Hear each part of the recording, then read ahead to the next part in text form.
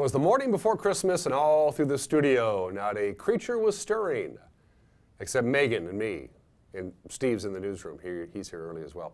It is the 24th day of December 2018. Happy Christmas Eve, Wenatchee Valley. As you can see, I'm a little informal today. It's Christmas Eve. We're all going to do kind of a half work day today, kind of slide in, get whatever it needs to do to get the job done, and kind of slide on out of here so we can spend time with family and friends. We hope you get a chance to do that as well on this Christmas holiday.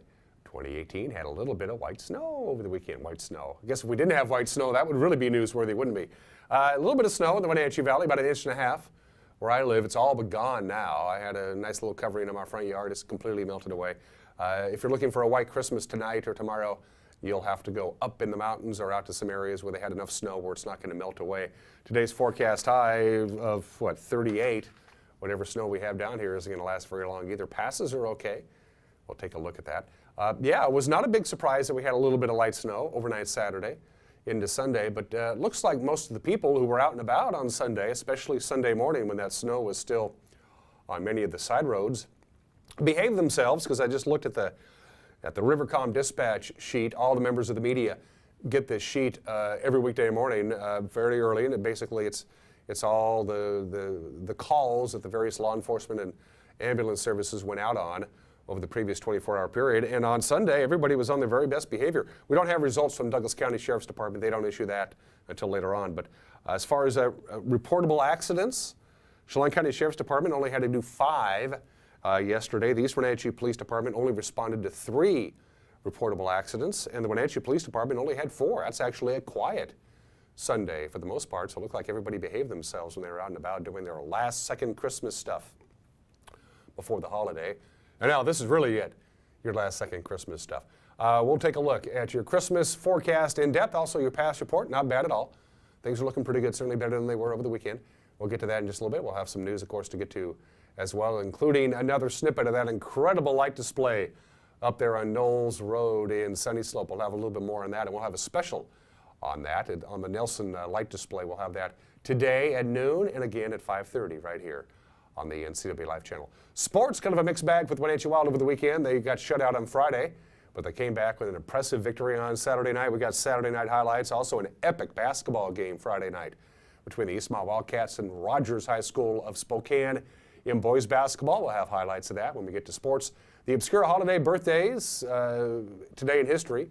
Everyone is entitled to Mike Benardi's opinion, and in the second half of the hour, we're going to replay the interview that I did last week with Kenny Sturgeon and Ashley Sinner for the Wenatchee Valley Museum and Cultural Center. In fact, all this week, it's kind of a strange week because of the way the Christmas holiday falls on a Tuesday. I had a heck of a time booking guests this week. It's certainly understandable. A lot of people are in downtime or simply out of town, so most of this week you're going to have replays of some of our top interviews from the last couple of weeks during the interview segment of our program. It is 3.5 minutes after the hour. If it's okay with you, it doesn't really matter if it's okay with you. We're going around the valley anyway with our Valley View cameras, courtesy of Localtel's Sky-Fi high-speed wireless network. That, of course, is the Wenatchee Valley. That's the cross camera. It's tipped up a little bit with the low clouds and fog, which are going to be prevalent today. That gives you a pretty good idea of the kind of light pollution that we have. The light goes up, it hits the clouds, comes back down again. Of course, we now have brighter lights than we ever had before with LED lights taking over halogen. There's a good view of the Wenatchee Valley. And by the way, Rudolph, with your nose so bright, Santa's going to need your sleigh tonight. It's not going to be clear, and it's probably not going to snow. That's the Wenatchee Valley. Camera number 2, Megan gets to decide. She says Appalandies is a good place to visit. Good morning, Kashmir.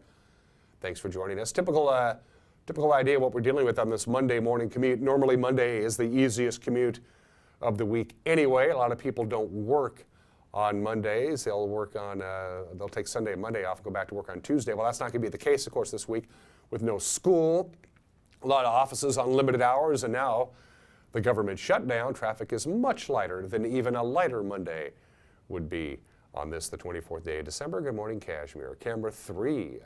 Let's say hello to Turtle Rock once again. Good to see you, Turtle Rock. Rocky Reach Dam is on your right. The Wenatchee Valley is being obscured by Turtle Rock, and you can see there's some snow in the foothills with a forecast high today of the Wenatchee Valley of 38. Whatever residual snow that's still around in the valley floors is going to not be hanging around very long. Good morning to Arundel Rock in Lake Aniat. And finally, camera 4. We're going to go see Billy Goat again. Again, Billy Goat is above those clouds, and we've moved that camera a little bit to the east. Normally, if it's pointed almost due north, we would be able to see the Pateros area, the Brewster area, and where the Methow empties into the Columbia. Not doing that today, pointing it a little bit over to the east to give you an idea of how much snow is up there. That's about, the camera is about a little over 7,000 feet, so what you see there is a little over 7,000 feet. Mission Ridge got a lot of snow this weekend. All the ski resorts got a lot of snow this weekend. And of course, Mission Ridge will be open right through the New Year's holiday now that everybody is on Christmas break. It is, except us, of course, and even we're not working real hard. 6 minutes after the hour from the National Weather Service. Here's your forecast. No real snow expected today. Just lots of clouds, patchy fog, and a high of about 38 degrees. That is above normal. And even though we had that snow yesterday, we only topped off at 33, which is normal highs about 31 degrees. So, and of course, we're into the start of the year when now the daylight will get a little bit longer. Sunrise this morning, 7:47. Sunset tonight, 4:14. So there you go. Cloudy tonight for Santa's midnight ride. Good. Santa's looking good there, isn't he? So yeah, Santa will need Rudolph tonight with lots of clouds and fog, but no snow, 28 for the overnight low. Christmas Day, proper sunshine, and a lot of it. And again, a high of 38 degrees. Our next chance of snow Tuesday night is only about a 30% chance of snow, and that will be in the wee small hours of Tuesday night into Wednesday. Less than half an inch is what we're looking at, and we'll top off at about 26. I'm sorry, we'll lower out about 26 on Tuesday night. Wednesday, a little bit of light snow, around an inch possible. That's it, high of 34, 27 for the overnight low Tuesday night. And again, just like we had over the weekend, whatever snow we get Wednesday and Wednesday night is going to dissipate on Thursday with a high of 37 and sunshine. Friday, 34 and sunshine. Then a mixed bag for the upcoming weekend as we get ready to bid adieu to 2018 and welcome 2019, which is, by well, golly, 1 week from today. So that's your forecast from the National Weather Service. Again, no white Christmas, at least here on the valley floor. But elsewhere where we're viewing, you may have a little bit of white Christmas. It's going to be the snow that came over the weekend that didn't go away. We're not going to get any new snow between now and Wednesday night. Let's take you up to the mountain passes on a very busy travel day. Although that doesn't look real good on I-90, it's actually not bad at all. Traction tires are advised on Snoqualmie Pass. The roadway is bare and wet. You'll find some slush in places. It is snowing lightly, but the snow is only sticking to the very top of Snoqualmie Pass. They had 14 inches of snow over the weekend. That made for some dicey driving conditions, but right now, no problems. Traction tires advised, but the roadway is mostly bare and wet with some slush in places. Let's take you to Stevens Pass. This is a live shot. Traction tires are advised. On Stevens Pass, there is snow and slush on the roadway. It is snowing lightly, kind of a dusting of snow on Stevens Pass. No real snow, by the way, in the forecast. We'll get to that in just a little bit. And there's a traction tire advisory on Blewett. The roadway is mostly bare and wet, frost and ice in places. It is not snowing on Blewett. The diciest part of Blewett, just like the other two passes, is at the very summit, the last 4 or 5 miles as you climb up, and the last 4 or 5 miles after you crest the summit and head down the other side of the hill. So it's a traction tire advisory across the board on the big three, I-90, Stevens, and Blewett. Forecast for today, very light snow, a light dusting, that's it. About a half an inch is all the passes are going to get today. Tonight, no snow at all in the forecast. No snow on Christmas Day. No snow on Tuesday night. Next significant snowfall will be Wednesday, where they're looking at 3 to 5 inches of snow Wednesday and an additional 2 to 3 inches of snow on Wednesday night. Most of the snow on Wednesday and Wednesday night will come down on I-90, not necessarily on Stevens and on Blewett. So it's a very busy travel day today. Traction tires are advised right now. And with almost no snow at all in the forecast, and most people wanting to wait until it's daylight anyway to traverse the mountain passes. If you wait till 10 or 11 this morning, my guess is all the advisories and the restrictions will be lifted, and you'll be ready to fly over the mountain passes. It is 9 minutes after the hour. We're going to take a quick break on this Christmas Eve edition of Wake Up Wenatchee Valley. When we come back, your news. You're watching Wake Up Wenatchee Valley on the NCW Life Channel.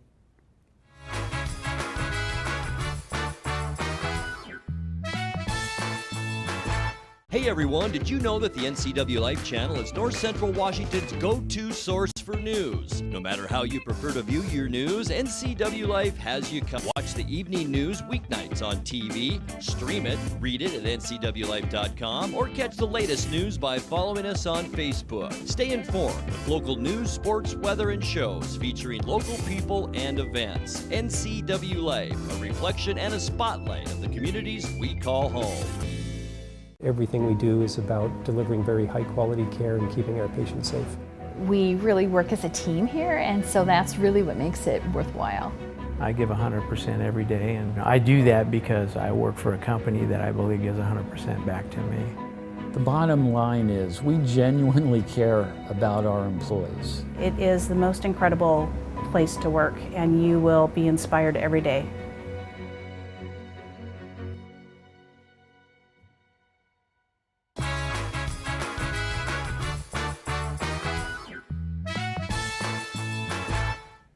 And welcome back to this Christmas Eve edition of Wake Up Wenatchee Valley. I'm Dan Kuntz. Overcast, clouds, fog, 30 degrees, cloudy all day today, and a high of 38. No snow in the forecast for tonight nor Christmas Day Tuesday. Here's what's making headlines on this Tuesday morning. A Moses Lake company that manufactures carbon fiber has been selected by BMW to produce fiber and other components for the Germany-based company's new iNext electric vehicle.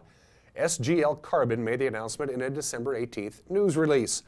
The company says in addition to carbon fibers, the agreement also covers a number of different glass and carbon fiber fabrics. The carbon fibers are going to be manufactured at the Moses Lake plant and then shipped to BMW's Wackersdorf factory site in Germany. The new iNext electric car is scheduled for release in 2021. SGL Carbon officials tell the Columbia Basin Herald there shouldn't be any need to add to its current Moses Lake plant labor force. Well, earlier this month, Chelan and Douglas County Republicans lost a key leader with the death of Freddie Simpson. On the floor of the United States House of Representatives late last week, 4th District Representative Dan Newhouse paid homage and tribute to his colleague and friend. Thank you, Mr. Speaker. I rise today to honor the life, service, and spirit of my friend, Freddie Simpson. Freddie was well known and admired in Central Washington. She was filled with passion and dedicated her time to improving her community and lending a helping hand to whomever was in need. She was a dear friend of mine, and I will miss her very much. Dedicated to the conservative cause, Freddie's engagement in politics was inspiring to everyone around her. She served as a mentor to young people and encouraged them to get involved at the local, state, and national levels. As National Committee woman, she represented Washington State with infectious enthusiasm and deep integrity. She traveled across our great state and the entire country, leaving a positive impression on everyone she met. So today I reflect on my own joyful memories with Freddie, and I find peace in knowing she is at rest and reunited with God. My prayers go out for her husband, Bruce, her son, Kane, and all her loved ones, and I urge my colleagues to join me in celebrating her wonderful life. Freddie, we will miss you. Thank you, and I yield back. Simpson died a couple of weeks ago after a battle with cancer. She was 68 years old. Okanagan County Public Health officials have confirmed 13 cases of whooping cough in the Orville, Tenasket, and Omak areas. The first reported case was just before Thanksgiving. Whooping cough spreads easily by coughing and sneezing. The best way adults can protect infants and young kids from whooping cough is to make sure they're up to date on their own whooping cough vaccine. Pregnant women are also at risk, so talk to your healthcare provider about how to get your whooping cough shot and get it soon.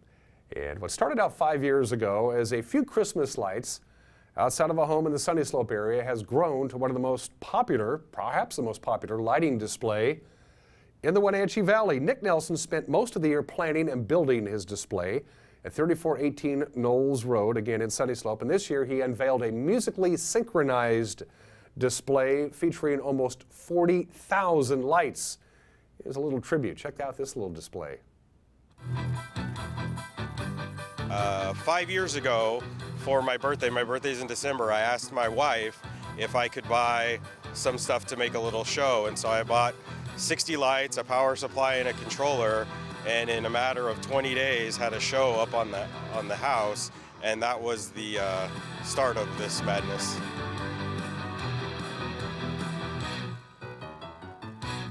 Each year I try and add new things. It's kind of like once you set the stage for a show, you have to make it better each year. And so each year I try and add a little bit. This is 5 years in the making. I started out, the first year was 60 lights. The second year I had about 1,700 lights. The third year I had 7,000 lights. Fourth year I had about 24,000 lights. And this year there's 41,003 lights.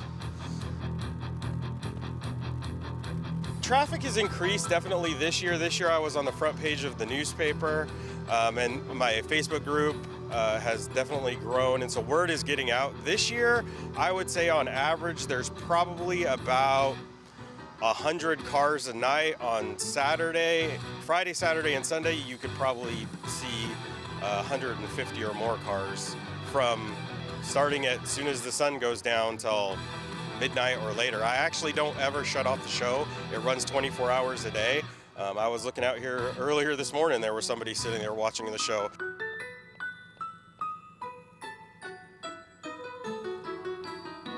The last week or so, I've tried to be out a little bit when the show is running and talk to people, and of course everybody loves it. It's the best thing that they've ever seen as far as Christmas lights. I think a lot of people are surprised that there's a show this good here. It's something that most people would see in probably bigger cities. Usually what I do for songs is try and pick songs that I can imagine what it would look like on a light show. Some people have asked me about why I don't do one song or another, and part of it is the song has to have a good pep to it, a good beat to it, something that you can correlate to lights. There's some songs, like if it's a really, really slow song, it would be a challenge to try and sequence to, because there's not a lot of drastic changes in the music, and it's not that it can't be done, but it's just a little bit more challenging if it's kind of slow and monotonous. So I've always loved putting up Christmas lights, and I've always loved computers. I love doing things with computers, and this combines Christmas lights and computers. I tell everybody it's a hobby just like anything else. You know, you could waste your money on lots of things. I choose to waste it on a Christmas light display.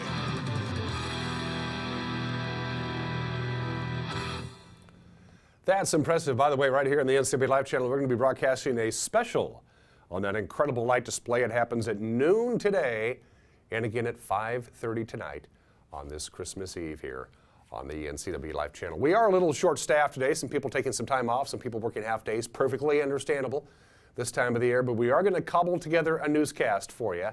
Of that, I guaranteed, with Grant Olson and Eric Granstrom. Grant Olson in the anchor chair, also Grant handling, of course, your weather forecast. Eric Granstrom with sports. Thank God for Eric, because we have a lot of sports to get to tonight. That's going to help us out. Check out the news on this Christmas Eve at 5 o'clock, 6 o'clock, and 10 o'clock. 5 o'clock tonight. At 5:30, we'll do that special on the Nelson family Knowles Road Christmas light display, and then again the news at 6 o'clock, and then again the news tonight at 10 o'clock as we all head to bed and getting ready for what Santa's going to bring us tomorrow morning. The news with Grant and Steve at 5, 6, and 10. You can also consume it online by going to our website at ncwlife.com, ncwlife.com. If you prefer to consume your news on Facebook, you can do that as well. We'll have it up and running on our Facebook page about 4:30 or 5 o'clock. And if you want to be a part of the news team, all you got to do is look at the bottom of the screen, and those are all the different tools we have made available for you to get a hold of us. You can email us, news@ncwlife.com. You can go to our Twitter handle. You can go to our Facebook page and leave us a message. You can go to our website and simply contact us by using the Contact Us icon. Whatever the case may be, we'd love to hear from you. It is 19 minutes after the hour. When we come back, sports, the obscure holiday. Everyone is entitled to Mike Magnotti's opinion. Today in history, birthdays. And we're going to rerun the interview with Kenny Sturgeon and Ashley Sinner for the Wenatchee Valley Museum and Cultural Center on this Christmas Eve edition of Wake Up Wenatchee Valley, live from Studio 4 in downtown Wenatchee on the NCW Live channel.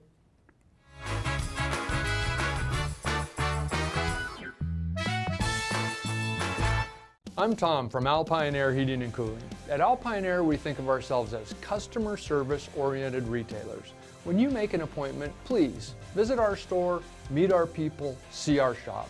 We are serious about heating and air conditioning.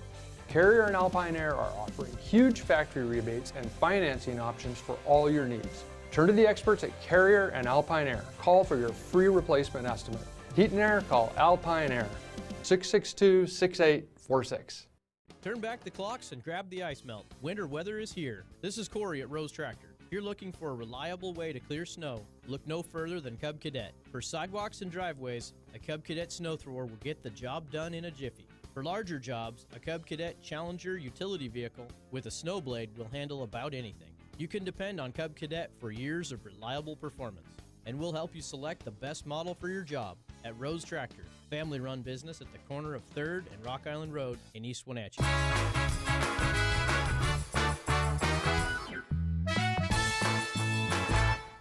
And welcome back to this December 24th edition of Wake Up Wenatchee Valley. I'm a very comfortable Dan Kuntz. Let's do sports. Seahawks pulled off a masterful upset of the Kansas City Chiefs last night in front of a national television audience. That's the way you want to do it, 38-31. Russell Wilson completed 18 of 29 passes, 271 yards, 3 touchdowns.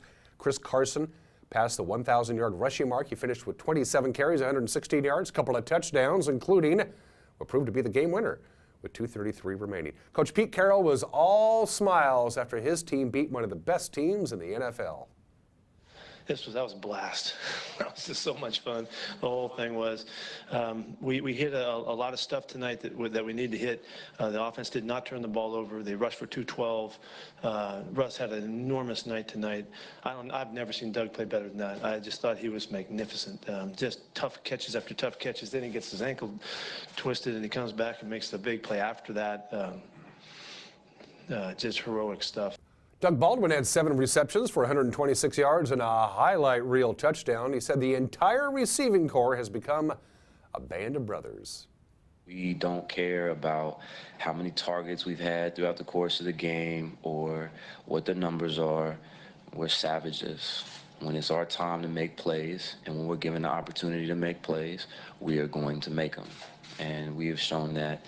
You know, the Woots legacy and tradition has been since Sidney Rice was here. So, you know, it's not going to change. And I'm so proud of the receivers because they do that third down or the catch that Demo had to get the first down. Come on now. That's just, he's a savage for that. And then Tyler's unbelievable go ball catch. You know, granted, Russ threw a beautiful ball, but you know, when you're called upon to make plays and you make plays, there's something to be said about that. Chris Carson became the first Seattle running back to run for 1,000 yards in a season since Marshawn Lynch did it back in 2014, but he was quick to deflect the praise. Well, it's a blessing at the same time. You know, all the credit goes to the O-line. Without them, you know, none of this is possible. And I've been saying it all year. You know, we got 3 great running backs. You know, any one of them could have went over 1,000. Seahawks really turned it around. They've gone 9-4 since they started the season 0-2. They've made the playoffs. Coach Pete Carroll says it's all about team leadership and the belief in what can be accomplished. So it's a fantastic night for us. We're going to the playoffs, and I'm really proud that this team has done that. Yeah, there weren't very many people that thought we would ever have a chance to be in this position, but the guys in the room did, and led by the leaders, Bobby and Russell and Doug and Frank and Jay Reed, Tyler, all those guys. They just would not think anything but we were going to do something special with this team this year. And I know it looked bleak at times and all that. We started terribly and all, but it really, this is a real statement about leadership and a magnificent job because we're a young team and they led these guys to believe it. And so here we are. So Merry Christmas. Seahawks wrap up the regular season Sunday at home against Arizona, and then it looks like, if everything pans out the way it looks right now, it looks like the first round of the playoffs, the Seahawks will be in Dallas to take on the Cowboys in a couple of weeks. The Wenatchee Wild hosted the Vernon Vipers over the weekend, Friday and Saturday at the Town Toyota Center. Ugly sweater night Friday. It was an ugly game for the home team. Vernon came out on top 3-0. So Wenatchee looking to rebound Saturday and snap their 2-game losing streak. Brian Adams pulled off the hat trick. Matt Gochevsky assisted on every Wenatchee goal in the 5-2 final on Saturday night. Art Checker with the call on the Wenatchee Wild Hockey Network. And Gochevsky picks it up in the neutral zone, comes in, has it on the backhand, throws it across. Iannone shoots and he scores! Well, that didn't take long. Adams curls, he's got it on the forehand, twists around, uses Gashevsky as a pick, walks out in front and he scores!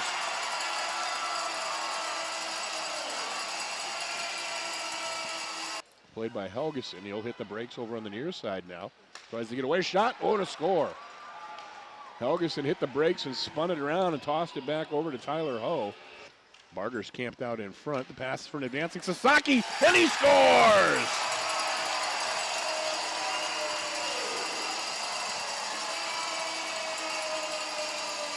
Brian Adams set that up nicely for Chad Sasaki.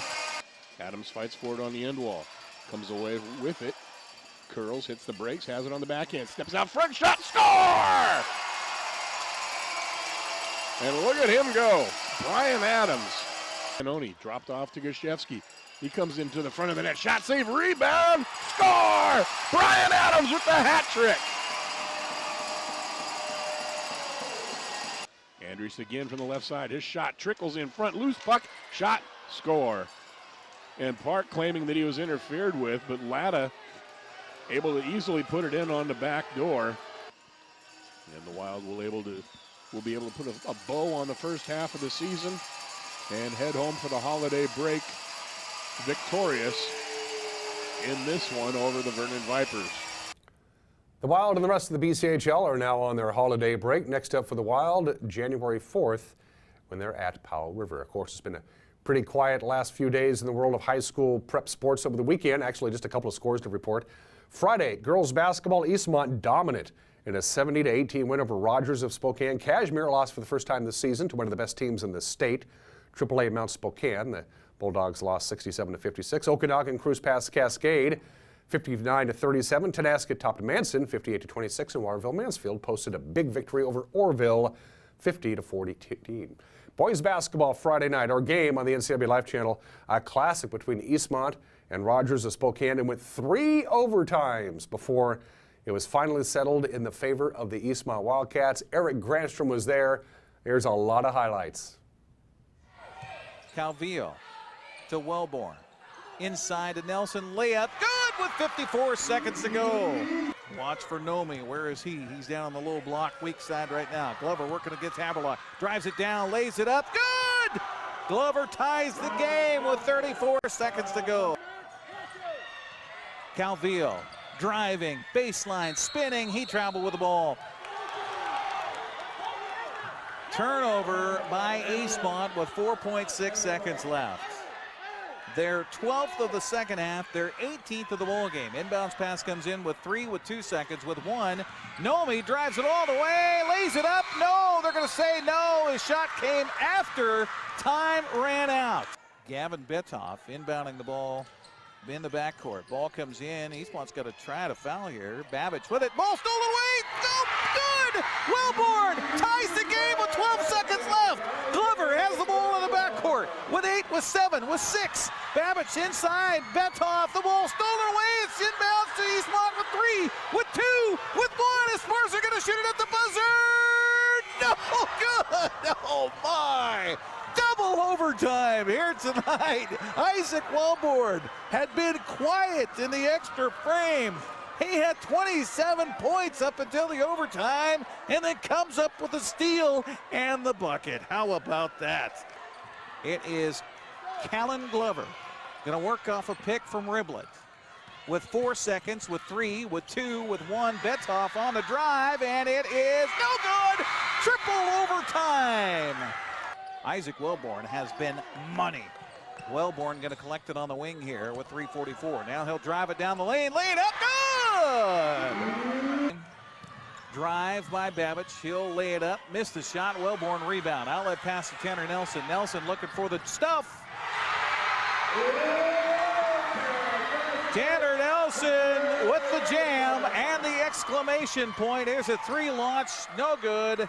And how about Eastmont winning a marathon game tonight, 87-81 in triple overtime. What a game Friday night. Isaac Wellborn, by the way, led all scorers with 35 points. Also on Friday night, Okanagan over Cascade, Tenasket top Manson, Orville beat Waterville Mansfield 74-46. Les Schwab Prep scoreboard Saturday. Eastmont traveled down to Kennewick. The boys losing 65-58. The girls lost 56-35. Cashmere girls bounced back from their Friday night loss to defeat WF West 65-55. And those are just some of the games that people are playing on this Christmas Eve. Starting to get a little bit lighter out here. If you're just joining us, lots of clouds, lots of fog today, high of about 38. There is no snow in the forecast for any part of north central Washington, either for tonight, for tomorrow. Unfortunately, it's going to be sunny. That's just the way it's going to be on Christmas Day. Next measurable snowfall probably Wednesday night. Let's do the obscure holiday. Today is Eggnog Day. There you go. Eggnog is easy to make. It's just eggs, milk, cream, sugar, and some spices. It is the traditional holiday beverage, bar none. And of course, for the adults, you add a little something extra to kind of help the trip down, so to speak. In Great Britain, which is where eggnog originated, they put brandy or sherry in their eggnog. Here in the United States, it's either whiskey or bourbon, whatever gets the job done. Now, of course, you don't have to have alcoholic eggnog. Fun thing about eggnog, the name eggnog comes from the Middle English word noggin. A noggin was a wooden mug specifically used to serve alcohol. So it is the drink associated with this time of the year and this holiday. And yeah, I'll have me a glass or two of eggnog tonight on Christmas Eve. 31 minutes after the hour, let's do Today in History. Speaking of eggnog, today is the 192nd anniversary of the Eggnog Riot. Now, you would think this would take place at a bar or tavern or a seedy section of an overpopulated city. No, it happened at West Point at the United States Military Academy. They snuck in, they made eggnog, because making eggnog, as I mentioned before, is easy. But in order to add that extra little whoop, they snuck in a whole bunch of whiskey. A bunch of the cadets and plebes did, and they started drinking it pretty heavily all day on Christmas Eve. And by Christmas night, things got out of hand, and they started to rough things up and bust things up, and it became known as the Eggnog Riot. 70 cadets were implicated in the riot. 20 were court-martialed. It was that serious of a deal. The famous Eggnog Riot began on this date 192 years ago. And December 24th, 1851, the Library of Congress burned. Not a bad thing, not a good thing at all, not a good thing at all. Thomas Jefferson's original collection of books that he donated, well, actually sold to the Library of Congress, about 2/3 of those were destroyed. 35,000 books were destroyed during the fire of 167 years ago. Almost all of them, by the way, were eventually replaced. And finally, one birthday to get to today. They say if you're crazy and poor, you're just crazy. If you're crazy and rich, you're eccentric. Howard Hughes wasn't eccentric. He was born Christmas Eve, 1905, died at the age of 70 in 1976. On Thanksgiving Day, 1966, Howard Hughes checked in to the Desert Inn in Las Vegas, and he didn't check out. A couple of months later, when the Desert Inn folks said, "Are you going to check out?" He goes, "No, I'm just going to buy the hotel." So he bought the whole casino. He bought the Desert Inn so he wouldn't have to worry about checking out again. And then he bought the Castaways, he bought the New Frontier, he bought the Landmark, he bought the Sands Hotel, just bought them.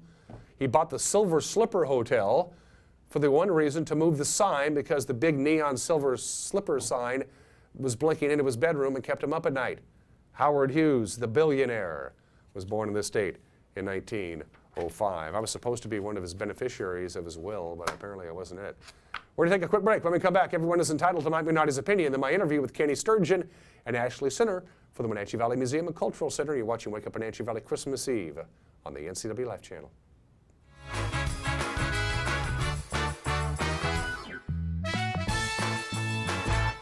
What's your Automocha emergency?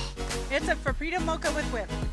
The espresso shakes are my most favorite because I can get any flavor. Peanut butter chocolate for pita.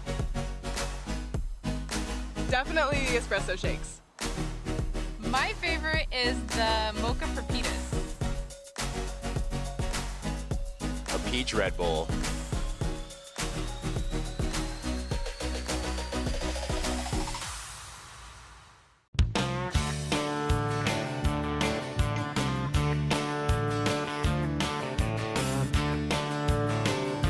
Bob's Burgers and Brew in Wenatchee. Only the best.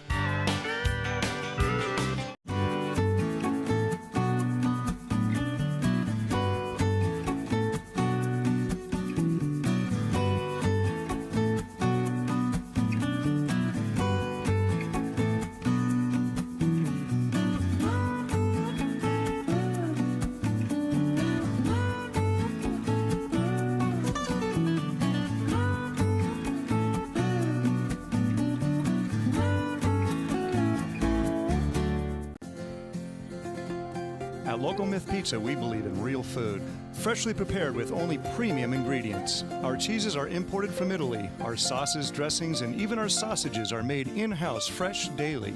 Featuring Northwest craft beers and 30 Chelan Valley wines and ciders. Family fun and amazing food. Eat local, drink local, and be local at Local Myth Pizza. Come see why Sunset Magazine says you can't beat Local Myth Pizza.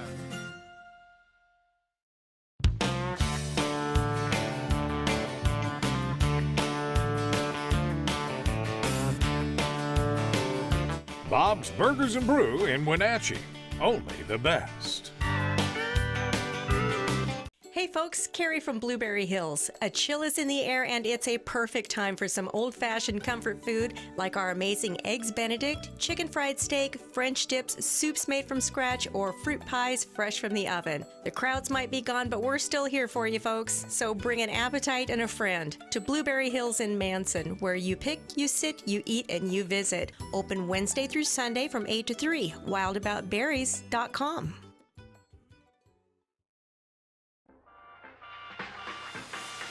NCW Life Channel is proud to present the Spotlight on Business.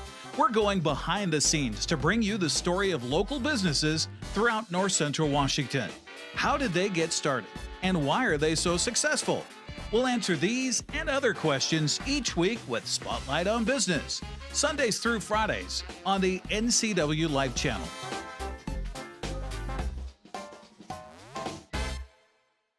Thanks to the help I received at Goodwill, I have a job. I'm working now. Thanks to Goodwill. Thank you, Goodwill. Thank you, Goodwill. Thank you, Goodwill. Thank you, Goodwill. Goodwill's Employment Connection Center is a free walk-in job search assistance program designed to get you back to work. When you donate to or shop at Goodwill, you're really helping people find work.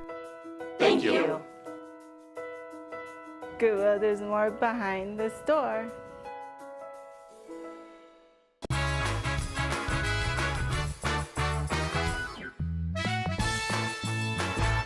Hey, this is Mike Mad Dog McNaughty, and everybody is entitled to my opinion. Now, like I've said before, 75% of folks here in the good old USA call ourselves Christian. Well, that's fine, I guess.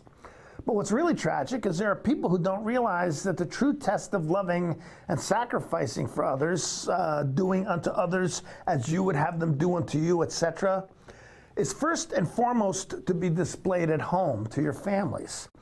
It doesn't matter who outside of your family thinks you're a great person. If your spouse and your kids don't think so, or if your parents or your siblings think that you're a jerk, you're missing it. You know, if your Christianity and if your love for fellow man isn't first and foremost demonstrated to those who are closest to you, let's face it, it's meaningless. This is Mike Mad Dog McNaughty, and that's my opinion.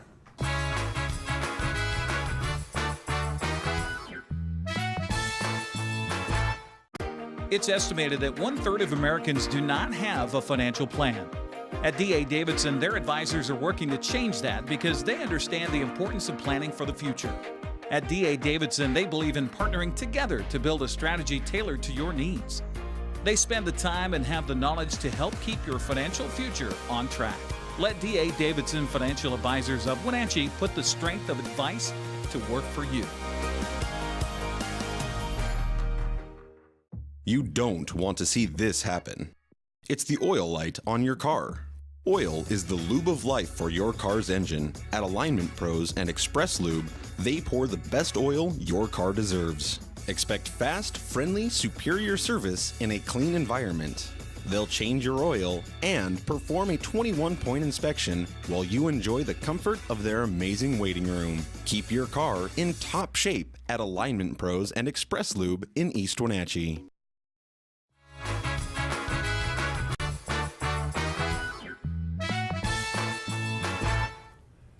And welcome back to Wake Up Wenatchee Valley. I'm Dan Kuntz. It took a little bit of doing because she's had the gig for about a month now. Emails, phone calls, but it finally happened. My guest today is the brand new Executive Director of the Wenatchee Valley Museum and Cultural Center, who's making her debut on this very program. Kenny Sturgeon is to my immediate left, and of course Ashley Sinner, who's been on this show. How many times have you been on the show, Ashley? Come to think of it. At least twice. At least Four, twice. four, I think. If you make it to 10, you get a commemorative coin. Oh, by the cool. way. Yeah, Can't wait. so, Nobody told me that. Yeah, so we got to work it up. Kenny, first of all, welcome to the Valley. Thank you. A little bit about yourself. Kenny Sturgeon 101, a little background about you. Oh, goodness. So most recently, I was working at Pacific Science Center over in Seattle. I was there for about 5 years as their Vice President of Science Engagement and Outreach, and overseeing basically everything that, if the public engages with a person doing it, that was my team. Before that, I was in Salem, Oregon for 7 years, working as the Deputy Director and Chief Curator for a place called the Willamette Heritage Center, which more than once since I've taken this job, that is the name that has come out of my mouth, because somehow Wenatchee and Willamette in my head are like the same thing. That's understandable. Yeah, so I was there for quite a while, a great job, worked a lot with the Confederated Tribes of Grand Ronde while I was there, a number of other universities and small museums in the area. Before that, I've worked in a maritime museum back on the eastern shore of the Chesapeake Bay, which when I interviewed, I had to ask, does anyone care that I didn't know where the Chesapeake Bay was? So I bought an airline ticket for this job, and they're like, yeah, it's okay. It's like, all right. Worked briefly in an aquarium on the Oregon coast. Wow. Don't like fish all that much. That's what I learned. I like to eat them, but as just a thing to watch, not my favorite thing. So, and I also ran a very small museum at Western Oregon University called the Jensen Arctic Museum, which was one of the only two in the lower 48, just featuring Arctic peoples and cultures and lifeways. So sometime in the long journey of your life, somewhere along the line, the museum, anthropology, culture, history, where did that seed get planted? So when did you say, this is what I'm going to do? Yeah, you know, in all honesty, I had to do a presentation about museums and their role in society, and so I was talking and thinking on what I wanted to share and thinking about my experiences as a kid. And when I was 10 years old, my grandmother, I grew up in the San Francisco Bay Area, she came by the house and she said we were going to go to San Francisco. I'm like, yes, I love San Francisco. Ghirardelli chocolate, let's go, Graham.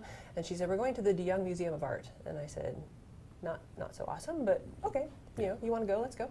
And we got there and we waited in this really, really, really long line. And what we went to go see was the very first traveling exhibit of King Tut when it came through the U.S. in the 77? 70s. I remember because it came to the Seattle yeah. Center and our family went. Almost 77, 78, right around there. Yeah, right around there. And so I was fascinated. I spent hours in there just, you know, this kid. I mean, he was a kid, and how different his life was from mine, and I just wanted to know everything, and I didn't realize it at the time, not until I was doing this presentation, reflecting backwards, that probably one of the reasons I ended up choosing anthropology, archaeology, and history as my focus as an undergrad and graduate was because of that exhibit. So, yeah. Are people generally in touch with their past, or is it like, I don't care, you know? I mean, is in a general sense? I think less so now. Well, that's a bummer. Yeah, it is. I mean, if you look at just trends of coursework and people taking courses in college, liberal arts in particular are falling off. History in particular is really falling off. So is anthropology. They used to be one of the biggest majors on any campus. I think there's I don't know if it's less interest or if there's less interest in hearing someone else tell you about history versus exploring on your own through research on websites or going to museums and just forming your own thoughts about what history is and being able to choose what part of it you want to pay attention to. I mean, I've met any number of people who are fascinated by the Civil War. I mean, Oregon has a bunch of Civil War reenactors, even though we didn't fight any part of that war. No, it had nothing to do with it. You know, so I think there's an interest in our past if we get to choose which part of it we want to attend to, and not so much if we have to just do what Professor Sturgeon says we should learn about. Yeah. You have to be interested in, I guess, in that sense. Yeah. So you landed in little old Wenatchee Town, USA. Were you familiar with the Valley at all before you applied for this job? I mean, obviously you were in Seattle, so you knew where we were. Yes. So, yes, I was familiar. My husband is a retired history professor, and he got his PhD at Wazoo. Okay. And so when I took the job in Seattle, one of the first things he said when we got up there in January 2014 is, we need to go to Wenatchee. And I'm like, I've never heard of this town. Why do we need to go to Wenatchee? He said, you have to see the museum there. There's this, because he did some work with the executive director in the late 80s who was here. He said, you have to see the Apple Wall. And I'm like, what are you talking about? And he said, let's go. And I said, okay. So we waited until the thaw, and then we came over. And he wanted to show me the wall of the Apple Box advertising that's at the museum. Very blingy, very cool. Yes. All of those labels. And just the sheer height of it. And then the apple sorter, was his other big thing. So, so ever since then, we had been coming, because in addition to seeing the museum, we also realized, because we're big cross-country skiers, we're big hikers, and we canoe and kayak, that this is a great place to just come for the outdoor life. So we came down a couple times a year prior to coming. Well, the in. job certainly comes with its challengers. Sandy Cohen stepped down about a year ago.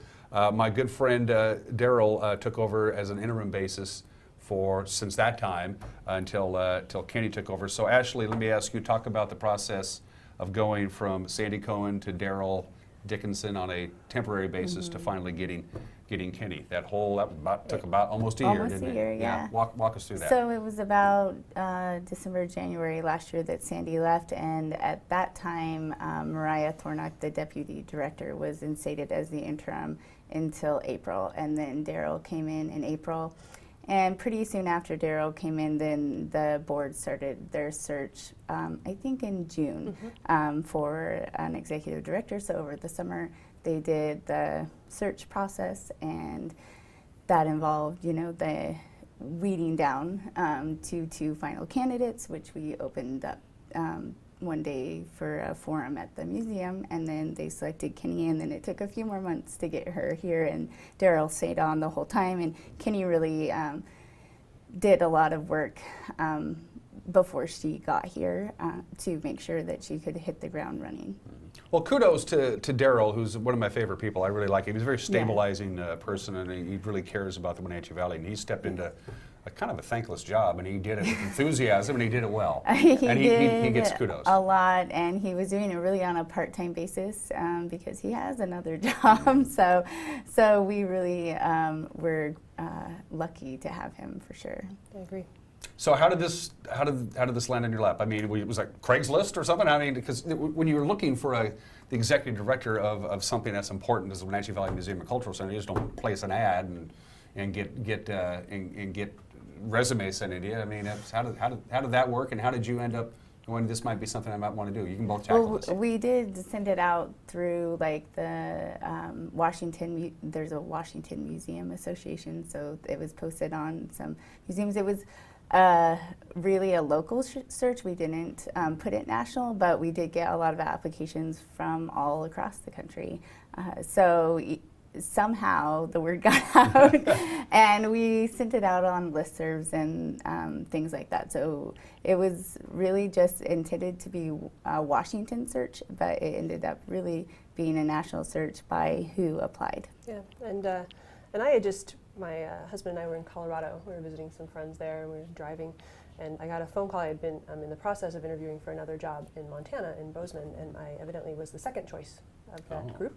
And I got a call, and the recruiter was telling me this, and that never feels good, right? And so my husband was trying to cheer me up, and he said, the museum you should run is that museum in Wenatchee. And I thought, whatever. I mean, really, what are the chances that, I know the size of the staff. Those positions don't come open all the time. And so that night, we were at my friend's house, and I thought, I'm just going to see what's going on at the museum. And that day, they posted the position.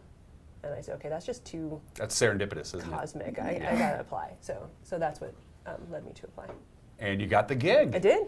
I did. So yeah, you're here to stay, I hope. I am. We bought a house. We're good. I love to hear that. I love to hear that. We're very happy. What makes the Wenatchee Valley Museum and Cultural Center different from any other museum? Besides the Apple Wall. Besides the Apple Wall. And there's some there's permanent exhibits that are really cool. The Pangborn Herden exhibit is always there for you to see. What makes it a special place to be and a special place to work? I think it's at a really exciting time in the museum right now. There has been so much support from everyone I've talked to in the community, and the opportunities to really become more inclusive in the stories we share, really reach out and work with our Hispanic community, and how do we involve them better, how do we involve the Native American tribes in Colville and down in Yakima, to just better share the full story of the valley. And I think there's a lot of enthusiasm for that, and I think there's a lot of interest in the community for that, at least from everyone who I've been talking to. And it's just a really exciting thing as an executive director to feel that people want this museum to be a part of their life and be a part of their children's lives and to really succeed. And you don't often find that in towns. Like most of them are just like, there's a musium over there. Yeah. That's well, nice. I guess one of the great things you should do is if you go out and you find people who are moving to town, they're going to say, this is going to be my new home. I'm going to raise my family here. This is my job, and I'm going to call Wenatchee home. you want to steer them to, if this is going to be your home, come meet your home, and the place you meet your home at is the Wenatchee Valley Museum and Cultural Center. Exactly. Find out some stuff about it Yeah. and meet your neighbors Yeah. too. And I've been to a number of programs that we've had on weekends or in the evenings, and there's 600-700 members of the community in there, which is amazing. The museum is a 501(c), obviously, so books in pretty good shape right now. Checks are clearing the bank, I'm assuming. I'm just spitballing. So? I think yeah. so. But of course, no one sent them back to me yet. Yeah, that's good. Or they're not telling me. That's good. But the backbone of this whole place is they have, of course, a board of directors, but memberships. Yes. Memberships. Get yourself. They have different levels of membership that gets you different kinds of things. Let's get some folks joining the museum. How do we go about doing that, Ashley? Well, you can do it online at wvmcc.org, or you can come in or call the museum. And yeah, we have, of course, the basic memberships, but we have memberships that are reciprocal, so you get benefits here locally, just like any member of our museum. But then you can also travel and go to other museums and science centers, and you don't have to pay the admission prices to get in. And some of these are, quite frankly, kind of expensive. Yes. Ours is cheap, but and, I mean, some of these can be a little on the pricey side. Yes. You whip out your premium membership card and you walk right in the door.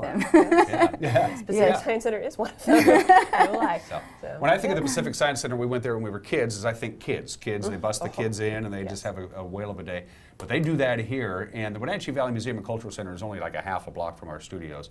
And so on a regular basis, one of the best things I love to see is I peek down on Mission Street and I see they have the cones out and it says parking for buses only, and that means the kids are coming. Yeah. And that's a good time to plant that seed, isn't it? When those It buses is.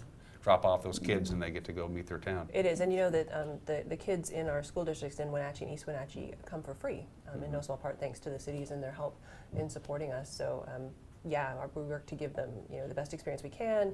Come back, bring your families if you had a good time. So for sure, get them. We talked about permanent exhibits, but it should be noted. Okay, you went to the museum once and I saw it, so there's nothing else to see. That's a fallacy. It's a complete false, isn't it? Yep. There's something always new going on. Yes. For instance, Ashley. Well, right now Casey is installing a new exhibit upstairs this week, and it is a exploration of the food sources of the native people in the area, so salmon and huckleberries and lots of other things. So you'll have to come and check it out. Cool.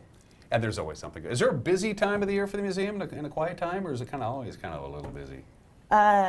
I think that it's pretty much always busy. There's always something happening at the museum, and that's year-round. So it might be busier in the summer for kids with our Super Summer Adventure Camps, but of course when school gets started, it's busy for kids too with school tours. And then we of course have lots of things for adults with the environmental films series that happens during the fall and winter. And then of course Night at the Museum will be in March this year. So what did you do to learn about the Wenatchee Valley? I mean, did you just Google Wenatchee Valley and start doing it? What kind of homework did you do to learn about your new hometown before you even came here? I am still doing my homework to learn about this town. And yes, I did actually just Google Wenatchee. I was working on a federal grant so we can do some planning and talk about the demographics of the area. So I did look at that and the economics of the area as well. But I have been given a number of books by all kinds of people, actually. Read this, read this, read this. So I am working my way through them. So, because honestly, I'm not super familiar with the history of the area. Mission runs south to north, and Chelan runs north to south. I know that one too, Okay. and I can go both ways on Wenatchee, which I've heard is the Ave. The first we call it the day Ave. one I learned that because I was looking for a pet store, and both Daryl and one of my employees said, "Oh, it's down on the Ave," and I'm like, "Oh, sent you down to Firehouse." I'm assuming you mean Wenatchee Avenue, and they're like, "Yes." Yes. Okay. And Kenny mentioned off camera when we were getting set up, you were rather pleased with the hospitality of our little hamlet of North Central Washington. Yeah. We got some pretty good people here. People here have been unbelievably welcoming and really nice. My husband and I just enjoy, we go out fairly frequently, just around town and Christmas shopping, and everyone's just been super friendly. And coming from Seattle, that's just such a change. Seattleites keep themselves to themselves when you're out in public. Well, they're over-caffeinated, for one thing. I'm not sure what it is, but anything else on your mind while we have you? First of all, I'd like you to be a regular guest, if you don't mind. Right. But while I have you here, Candy, anything else you want to talk about before we cut you loose? I know you're a busy woman. Yeah, so. Come to the museum. Yes, there, how's exactly. That? Perfect. I'll just leave it at that for right now. Leave it at that. Give me a little bit longer. If this is your home and you haven't been to the Wenatchee Valley Museum and Cultural Center, I will do the honors because she can't. She has to be nice, but I can say, what's the matter with you? Go to the darn museum. Really, get yourself a membership. This reciprocal thing is a great deal. It really is. It's you got your card and you can go to 1,000 different museums. I think it's 1,300, and some of them are even around the world, not just in North America. So it's pretty cool. And if you have a family of 4, just one trip to the Pacific Science Center, even if it's a half hour, you've already, made it worthwhile. Yeah. Well, welcome to the Valley. By the way, your husband's retired, so what does he do with his time? He is researching and writing a book. Oh, okay. So, good. Yeah. Good. I read the dictionary once. It's got all the books in it. Kenny, it's good to have you here. Ashley, as usual. And next time, let's have you come in like maybe once a quarter, and we'll talk museum stuff. Yep. Anytime. I'm looking forward to it. Good. Thanks. So how was the drive here from the work to the station? So much traffic. Sorry. Usually we walk, but it's raining. Yeah. You mentioned traffic. I love it when people complain about the traffic in the Wenatchee Valley. I'm going, come on, she was in Seattle. Oh, don't. We got it so easy. We got it so easy. Yeah. You're watching Wake Up Wenatchee Valley on the NCW Life channel. We'll be right back.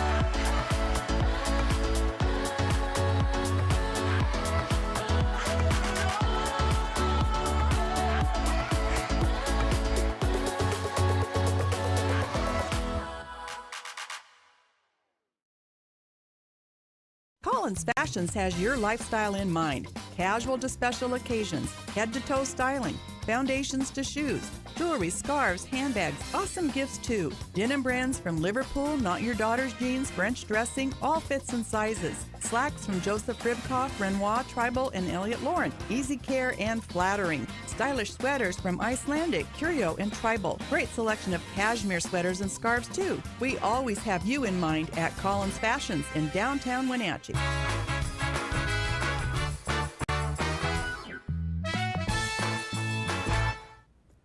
And we're back here on Wake Up Wenatchee Valley on this Christmas Eve. I'm Dan Coos. Before we do the weather forecast, a quick programming reminder. We did that news story on that incredible Nelson family Christmas light display up there on Sunny Slope Road off of Knowles Road. We went up there last week and videotaped the whole thing, and we interviewed Nick Nelson, who takes about a year to put the whole thing together. It's a spectacular holiday light display, synchronized to the music that you tune into your car radio as you sit there and watch. We're going to have a special program on that. It's going to air today at 12 noon and then again at 5:30. So 12 noon and 5:30 on this Christmas Eve. You'll want to tune in here to the NCW Life channel and check that out. Tomorrow, special programming all day. Everybody gets tomorrow off, so there'll be no Wake Up Wenatchee Valley. There'll be no newscast. All that stuff. We'll have some special programming inserted throughout the course of the day on Tuesday, so we can all kick back and enjoy the day off. And then we're back at work on Wednesday, but we're not going to work real hard. In fact, it's a pretty quiet time of the year for everybody.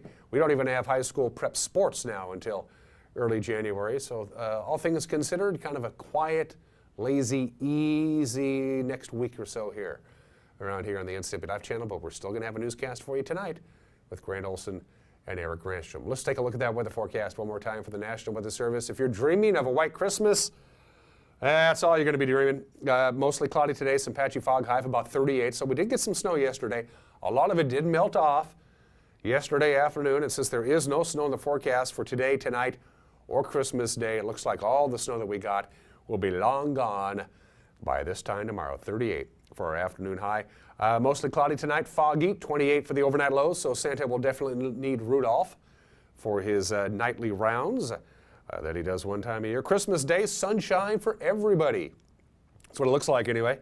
And a high of 38 degrees for Wednesday. A little bit of light snow, maybe a light inch of snow possible Wednesday, and a high of about 34. Then outside of that, mixture of clouds and sun, but really not a lot of precipitation. Mountain passes, by the way, are okay right now. Traction tires are advised across the board. They're not expecting any significant mountain passes, snow in the passes, so you're okay there. That's it for us. Everybody have yourself a great, wonderful Christmas. We'll see you Wednesday. Bye-bye.